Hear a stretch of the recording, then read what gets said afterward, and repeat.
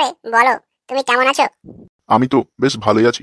তোর খবর বল, তুই কেমন আছিস? হ্যাঁ দাদু, আমিও ভালোই আছি। তো তুই বাড়া কোথায় থাকিস? আজকাল তো তোকে দেখাই যায় না। কোথায় আর থাকবো দাদু, বাড়িতেই থাকি। বাড়ি থেকে বেরোতে ভাল লাগে না। কেন রে ল্যাবড়া, তুই তো বাইরে কোথাও গিয়েছিলিস? হ্যাঁ বাল গিয়েছিলাম, এখন তাহলে বাড়িতেই আছি, এখন আর কোথাও যাইনি। খানকির ছেলে, মারা এখানে বসে বসে কি গজল করছিস? কে রে বাড়া, এইভাবে কথা বলছিস কেন? কেলা ভালোভাবে কথা বলতে পারিস না? ও দাদু আছো নাকি? দেখিনি মারা তোমাকে। না দেখলে কি মুখে চা আসবে তাই বলে পেরিয়ে যাবি নাকি? তো তোমরা এখানে বসে বসে কিসের মিটিং করছো বা? আয় আয় তুইও বস খেলা আমাদের সাথে। নেকলা, আমিও বসে পড়লাম। আচ্ছা দাদু, কাজ টাজ তো খেলা কোনো কিছুই হচ্ছে না, মারা জবটাও তো পাচ্ছি না। হ্যাঁ তোর ল্যাবড়া, তুই কি করতে হবে বাড়া? আমার কাছে কি জব আছে নাকি যে তোকে দেবো? না গো, সেটা বলছি না, বলছি আমার একটা ভালো বিজনেসের আইডিয়া দাও না, যেন আমার বিজনেস ঝেপে চলে। কি বিজনেস করবি বাড়া? সব বিজনেসেই তোর কেলা কম্পিটিশন। তুই কেলা পারলে মাগির বিজনেস কর মারা, ওতে প্রচুর টাকা। কে বাড়াগুলো, তোরা গেলা এখানে বসে বসে কিসের আড্ডা মারছিস? এই খানকির ছেলে ফুটো বাড়া দাদুর কাছ থেকে বিজনেসের আইডিয়া নিচ্ছে। তো বল বাড়া, তুই এখানে কি বাল ছিড়তে এসেছিস? খবর টবর কিছু শুনেছিস লাউড়া? দেখেছিস কিছু খবরের কাগজে? কেন বাড়া, কি আবার দেখবি? কি হলো, কি খবর তুই শুনে এসেছিস? আমাদের পাশের বাড়ির লোকগুলো মারা এখন সবাই তো দেখছি পুরো খেপে উঠেছে। তোদের পাশের বাড়ির লোকগুলো খেপে উঠেছে? তো বাড়া এটা কোনো খবর হলো নাকি? আর এই খবরটা কি নিউজে দেবে নাকি ল্যাবড়া? আরে আবার চোদা দাদু, পাশের বাড়ি বলতে আমাদের বাড়ি না। তাহলে বাড়া পাশের বাড়ি বলতে তুই কোন বাড়ির কথা বলছিস ল্যাবড়া? আমাদের পাশের বাড়ি বলতে আমি বাড়া বাংলাদেশের কথা বলছি। ও কেলা, তো সেটা বল না বাড়া ঠিক করে। তা না বলছে পাশের বাড়ি। তো পাশের বাড়ির কি খবর এনেছিস খেলা তুই? পাশের বাড়ি বাংলাদেশে খেলা এখন ভারত বয়কটের স্লোগান চলছে, ভারতীয় পণ্য বয়কটের স্লোগান চলছে বাড়া। পাগলা চোদা খানকির ছেলেগুলোর পুরো বাড়া তার কেটে গেছে। ওই আপাল চোদাগুলো মারা এটাও জানে না যে কেলা ভারত বয়কট করলে পাকিস্তানের মতো মারা ভিখারি হয়ে যাবে। আর কি বলছে বাড়া, শোনা শোনা একটু, তোর থেকে শুনি গেলা। ওরা বাংলাদেশের রাস্তায় রাস্তায় ঘুরে বেড়াচ্ছে, অ্যানাউন্স করছে ইন্ডিয়ান পণ্য কেউ কিনবেন না, ইন্ডিয়ান পণ্য বয়কট করুন।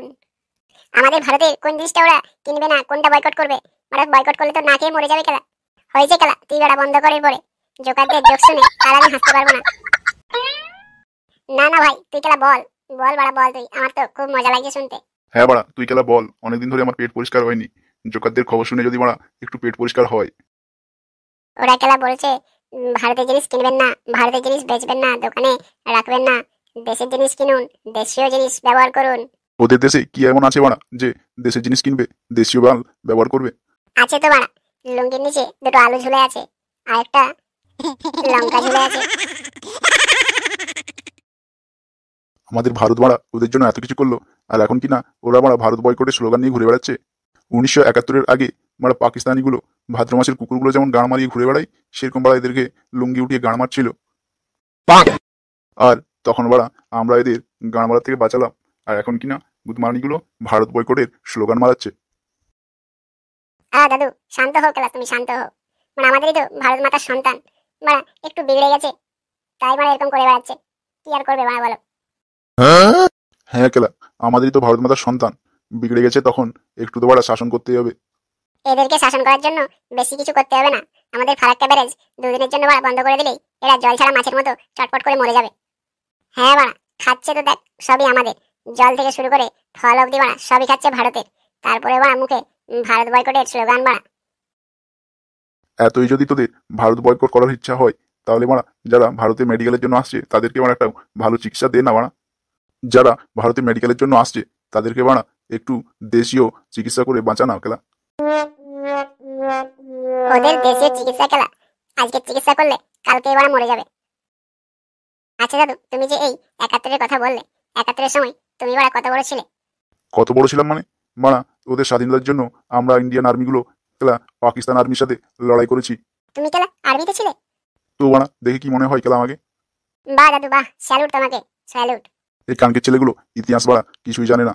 এদের বাপদাদুদেরকে পাকিস্তানি আর্মিগুলো গাঁড় মারছিল, ওই সময় আমরা ইন্ডিয়ান আর্মিগুলো পাকিস্তানি আর্মিদের 93,000 আর্মির গাঁড় মেরে দিয়েছিলাম। হাই বাড়া, 93,000 আর্মির গান মেরে দিয়েছিলে। পাকিস্তানিগুলো তো বাড়া সেই সাটা ভাঙা মার পেয়েছিল তারা। যে খানকির ছেলেগুলো আজকে বাড়া ভারত বয়কটের স্লোগান নিয়ে ঘুরে বেড়াচ্ছে, এরা বাড়া হচ্ছে পাকিস্তানিদের বংশধর। হ্যাঁ বাড়া, এই তো দেখো না, করোনা টাইমে এদেরকে কোভিড ভ্যাকসিন ফ্রিতে দিয়ে এদের জীবন বাঁচালো এইসব শোনার জন্য। এখন বাড়া মালদ্বীপের পোকাটা মালদ্বীপের গাঁড় ছেড়ে বাংলাদেশের গাঁড়ে এসে ঢুকেছে, ওই জন্যই খানকির ছেলেগুলো গাঁড়ে উটপুট শুরু হয়ে গেছে।